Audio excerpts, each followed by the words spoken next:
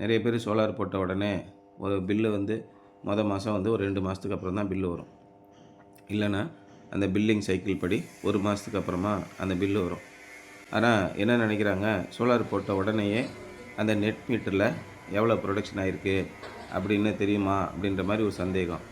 இந்த net metre வைக்கிறாங்க ஈபியிலேருந்து. அதில் வந்து மாதத்துக்கு ஒருக்கா தான் ரீடிங் எடுக்க முடியும்.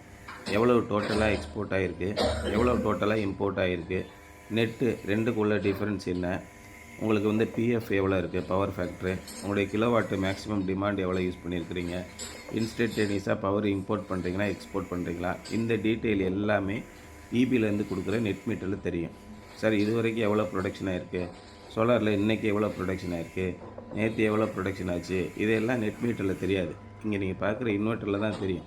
இதை நீங்கள் வைஃபையோட கனெக்ட் பண்ணிட்டீங்க அப்படின்னா உங்கள் மொபைல் டிவைஸை கையில் வச்சுக்கிட்டு ஒவ்வொரு நாளும் அனலைஸ் பண்ண முடியும்.